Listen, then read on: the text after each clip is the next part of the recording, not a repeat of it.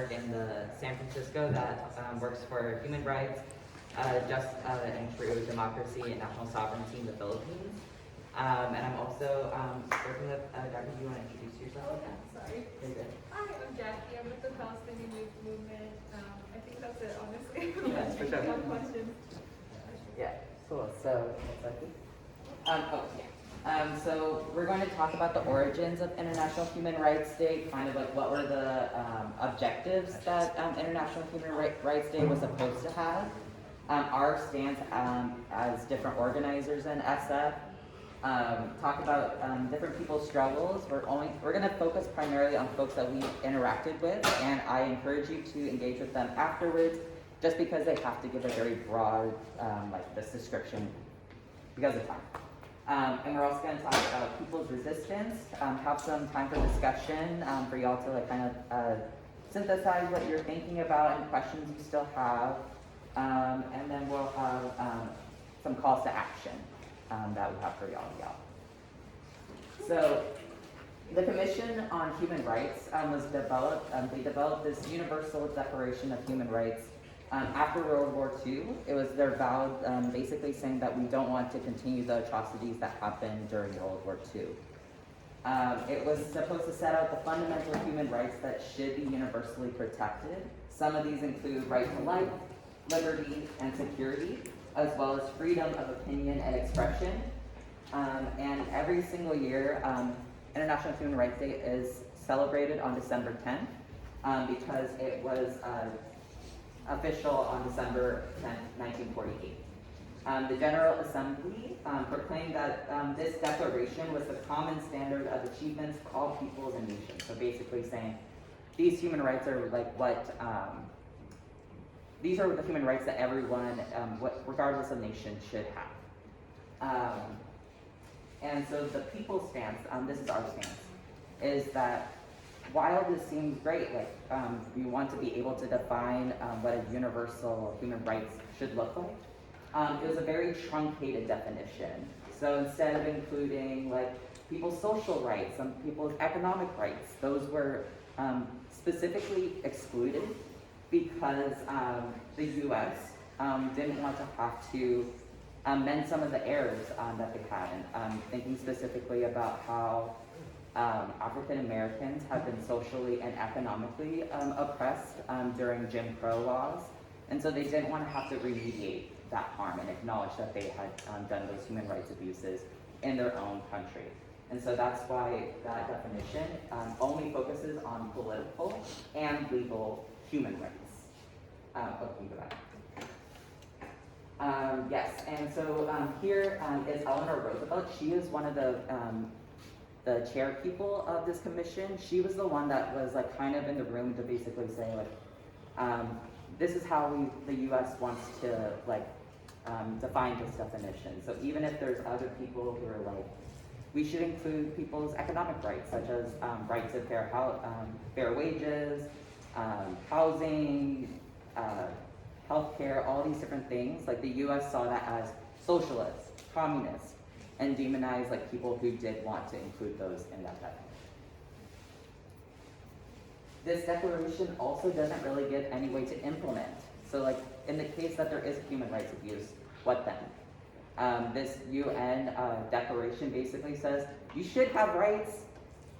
Oh well, that's all I can say about it. There's no further action. There's no further next steps to remediate that harm, and the language also makes it difficult for any individual or any person that isn't in a government organization to call them out on those human rights abuses.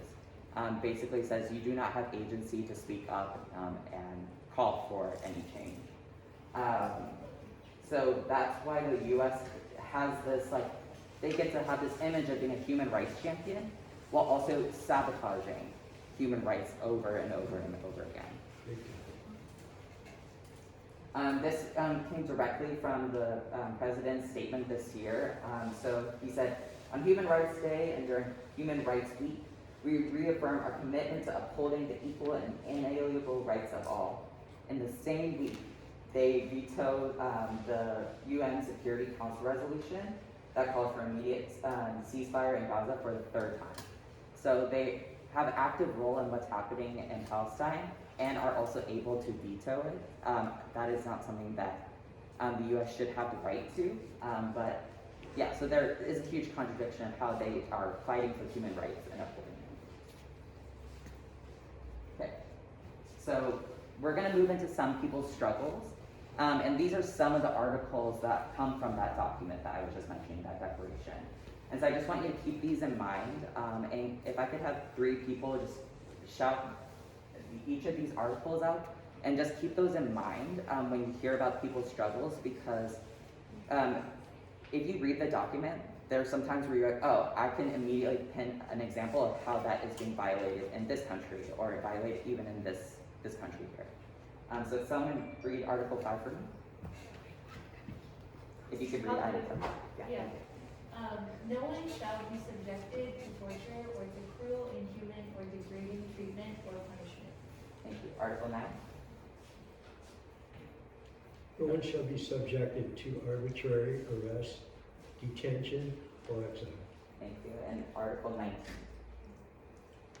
Article 19, everyone has the right to freedom of opinion and expression. This right includes freedom to hold opinions without interference and to seek, receive, and impart information and ideas through any media and regardless of frontiers. Thank you. So keeping those in mind, we're going to shift into some people's struggles that they're going to mention. So, so I'll pass it on to Jackie. Oppression. I said that kind of excited me, but it's really bad. So as of October 7th, at least 64 journalists in Gaza have been killed. Many are still missing and have not been found yet. But long before that, Palestinian journalists have been routinely targeted. And this is just an attempt to stop the spread of information of like the truth of what's going on in Palestine. Am I too quiet? Sorry. Yeah. And in terms of anti-BDS laws, the federal government, as well as like 35 states, have passed anti-BDS laws, trying to stop individuals and institutions from engaging in boycotts of Israel. One of these was an amendment to the Higher Education Act, which made institutions that engage in BDS ineligible for federal funding. And that's just one way that the Palestinian movement for liberation is being suppressed on college campuses. Along with that, student activists are being surveilled, targeted, and doxxed for speaking out about Palestine. In extreme cases, they've been run over by a car and shot by other students. Groups such as SJP and GUPS have also been targeted and suspended for protesting the genocide of Palestinians. Yeah, and there have been attacks on activists across the board, including workers and labor rights organizations. Some examples are Edna Berkshire, I hope I'm pronouncing that right, who was barred from entering the Philippines, and Ruth Fernandez, who was assassinated by the fascist government. And as we know, these policies are still going into effect. One example being the U.S. asserting political and economic control over Haiti.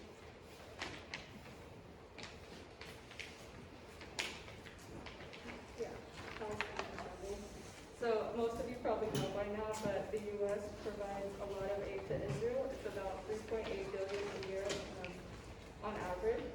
And most recently, the House passed a bill attempting to send an additional $14 billion to the Zionist state, which would be used for military technology. The U.S. enjoys political, military, and economic advantages through the existence of the Zionist colony, and therefore the death and displacement of Palestinians. So it will continue to fund the Zionist entity. Gaza in particular has been under siege for 16 years. This is an illegal blockade and it's inhumane. It's in direct violation of multiple international human rights laws. It's called like an open air prison. 70% of the population there are army refugees who were exiled in the Nakba in 1948. Yeah, the people of Gaza are routinely subject to collective punishment by the Zionist entity and its attempt to ethnically cleanse Palestinians from the land. It was also declared unlivable by the UN itself in 2020, and 2 million people live there, so that's kind of ridiculous. But yeah, it was declared unlivable because of the lack of food and water that's able to enter Gaza, which is a strategy of slow genocide imposed by Israel. It is the cradle of our struggle. Sorry. Because of the extreme conditions, the need for resistance in the struggle for humane and dignified life was most obvious in Gaza. It then became what we call the popular cradle, which means that's the popular base of support for the Palestinian liberation struggle. And the cradle is what holds and sustains the resistance. Yeah, so something that the Philippines also, speaking to the repression, is that there's a lot of counterinsurgency programs that happen in the Philippines, which is their way of, the government's way of criminalizing anyone that dissents to like the policies that they're enforcing. If you're just like supporting workers' rights, you're supporting indigenous people's rights, you can be forcibly detained, arrested, harassed, and killed. This has happened, and also it's an extremely dangerous place as well, in addition to like Palestine, of like for journalists specifically. So this system of like kind of criminalizing dissent and anyone speaking the truth is called red tagging, and the PNP, Philippine National Police, are responsible for like they could just it's pretty bad. And some examples here are Brandon Lee, who is an indigenous rights activist and land defender who was had an assassination attempt on his life for speaking for indigenous peoples. And and the reason like we bring it back is a lot of people are, oh, well, how does that have to do with us here? Is our US tax dollars are paying for the Philippine National Police and paying for those counterinsurgency and surveillance programs. Yes, and the US has had military bases. It has 4 right now, and EDCA is a military expansion program, and they're allowed to have 5 more that they're allowed to build just by agreeing to that. So the US is benefiting from having militarization in our community. Yeah, the UN is directly complicit in the colonization of Palestine. It began in 1947 with the UN Resolution 181, which gave over half of the land of historic Palestine to the Zionist state, and this was through the displacement and murder of Palestinians. And the UN, after giving the land, it kind of took on this humanitarian lens to Palestine, which kind of relinquished the accountability of what happened to the Palestinian people from the Zionists, because it took on this kind of lens where it was like, oh, Palestine is just poor, these people don't have this, they don't have that, like, and with no root cause being declared. So in turn, that kind of just kept the Palestinians in a loop of humanitarian crisis, not having water, not having food, no infrastructure, things like that. Yes, even then, the UN forwards and keeps food and supplies from Palestinians. Recently in October, the UN was saying that they were out of supplies of food, and Palestinians raided the UN warehouse in Gaza and found that there was a lot of undistributed food and supplies. This recent escalation has called out a lot of the double standards and contradictions. So on the one hand, the UN has condemned Israel for its war crimes, its violations of international human rights, but will also condemn Palestinians for resisting, while also not taking any actions or consequences against the Zionist occupation. That was the lack of enforcement, and also recently a top official of the human rights portion of the UN recently stepped down because of his personal views on the situation and said that the UN has failed to step in and stop the genocide.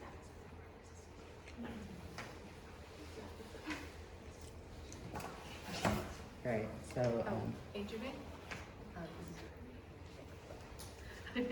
I'll introduce our Okay, so we'll bring up Adrian from the American Student Union, who will introduce herself to talk about Myanmar and also how it links with the repression in the Philippines and Palestine.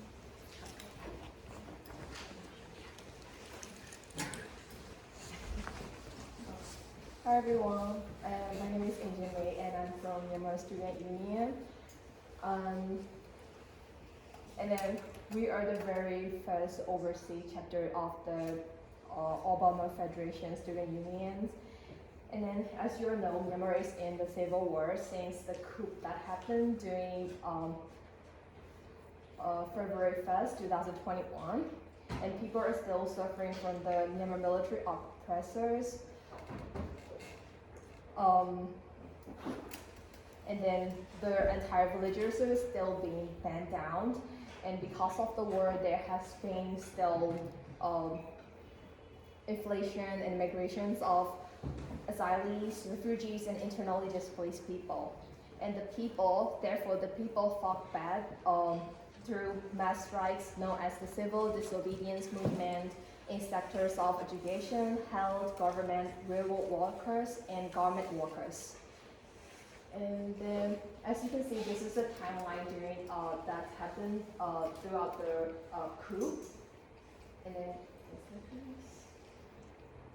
this is also the same Myanmar junta that ended genocide on Rohingya people, indigenous peoples, and national minorities such as Gayan, Gayak, Chin, and etc. And then the Myanmar regimes also repressed people, the civilians through the collaborating with Israel. For example, here you can see in the picture UNU. Here's the former government official visited Israel to repress the Myanmar people, and also Israel supported them with the arms and technology. And the Myanmar armed forces also launched forecasts to weaken the people's revolution and uprisings to keep their power. These forecasts include cattle food, funding, intelligence, and popular support by targeting people such as hospitals and schools. Next slide, please. And these are the countries that do the arms race to the Myanmar military junta. Recently, the UN exposed the $1 billion Myanmar debt rates, including China, Russia, India, Singapore, and Israel. And these are among the countries that profit from the ongoing genocide through providing arms to the Myanmar military junta. And at the beginning of the coup, we were hoping for the help from the UN, and we asked the UN to support with aid and the recognition of National Unity Government NUG. However, they just keep publishing the superficial statements about their sorrow for what's happening in Myanmar. But not taking action on the Myanmar military junta means the same as they are supporting the Myanmar military junta. That's why people took their matters in their own hands and formed PDF, People Defense Forces, and fought along ethnic revolutionary organizations. And then this is the data that we have about the people that were killed throughout the coup. This is the these are just the documented data, and there are lots of thousands of people undocumented that are being killed and tortured by these military. And then, and also there are people killed by airstrikes, and especially Ching, the Chins, the Gai, Kiyin. These are the areas that are most attacked by the airstrikes. And because of these, people are also internally displaced and have to flee to the borders have to move for their safety and their survival. And that's why I would like to, and then in this upcoming January 31st and February 1st will be our 10th anniversary of the Myanmar Spring Revolution. So I would like to invite you all to join us and to support us for our January democracy and human rights. Thank you guys.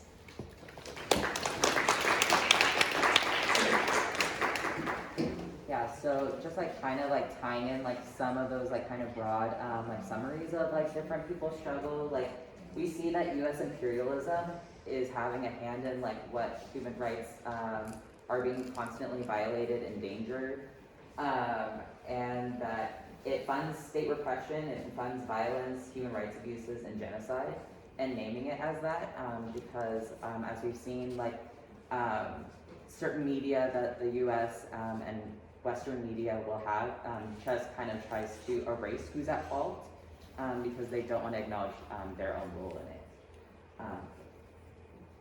So kind of going into that, we talked about the different struggles, but there's also a lot of like resistance that our own people are doing even here. And so we want to like just share that with you because sometimes it feels like, well, what can we do? And just knowing that we are already doing things currently, we could do things in the future, and just showing some of those examples. So we'll go into how engaging in legislation advocacy, education, prop work, mobilization and direct actions, the BDS movement, and armed resistance. So legislative advocacy. I don't know if I'm the only one here, but like sometimes we're, well, what do you care about what's happening in the Philippines? What do you care? You're not there, and just being like, so with this legislation advocacy, it's a way of like being aware of what's happening in your own community, how those policies are impacting you and other people that you care about. And like this can expand from just being here in SF, like a lot of the different SF orgs that we listed earlier. This could be regional, Bay Area, national, international, and like how these policies, like even starting small can like have a huge impact later on. So we could look into like how we called our supervisors to call for a ceasefire. That's one example. Doing phone zaps, signing petitions, talking to people about this like these calls that our communities are making. It also is like a way of us broadly talking about our movements. So like maybe we're talking to politicians who may not be able to be vocal about every single issue, but being like, oh, you say that you care about human rights, let's connect on that. And so like it's our way of connecting people who may not be able to get fully into our campaigns, but can support in another way. Yes. Education and prop work. You are an example of how teach-ins are education, prop work. We got an article going on too. And this is, these forms of resistance are ways to combat disinformation.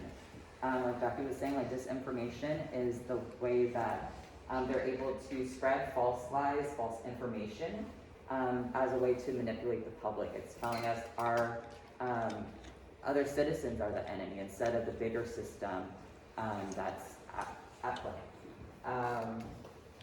Yeah, agents of disinformation are governments, media, different influencers who are bought by different politicians. It's a battle for the truth, being able to create spaces and opportunities to share the truth with each other and to like learn about each other's struggles are ways of combating those could be dominant narratives. Prop work is also integral. Art, poetry, different performance spaces as well.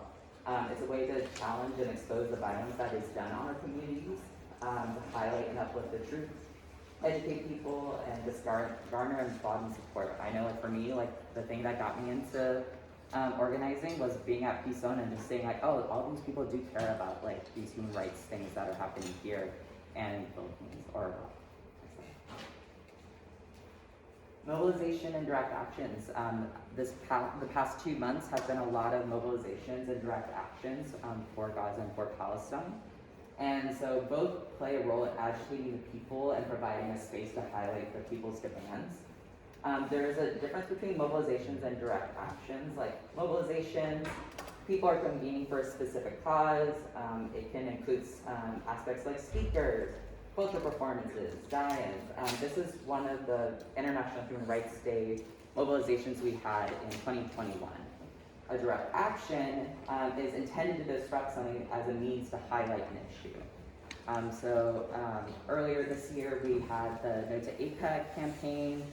We had a mobilization that just basically was like, let's go out into the streets, let's march. The following Wednesday, we had something to be like, oh, if they want to have this summit, we're actually going to interrupt that. We're going to make our presence known and tell them why we're there.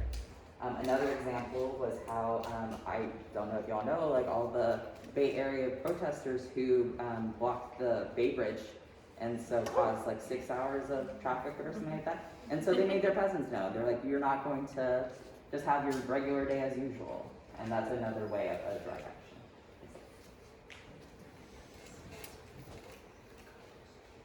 Yeah, the BDS movement, it's a long-standing movement. One aspect of Palestinian liberation. It stands for boycott, divestment, and sanctions. It calls on individuals to boycott Israeli corporations or products or companies that work within the occupied territories or with Israel. Divestment is calling on institutions and governments to divest from the state of Israel, and sanctions is another call to stop doing trade and other economic actions with Israel. And there have been some victories, Ben and Jerry's, Puma, other campus divestments, and artists have like canceled shows in Israel. Yeah. Yeah, and the last one, if I can have that, is mine sharing. So we just heard about like different types, and just wanted to share that there is actually like language in the declaration that we were mentioning that even though it doesn't say like it doesn't define it as armed resistance, it is saying that the people have a right to resist. If you could just kind of share some of that language real quick. Sure, yeah. For the other forms of action, can you raise your hand if you participated in BDS, direct action, mass mobilization, prop, and education?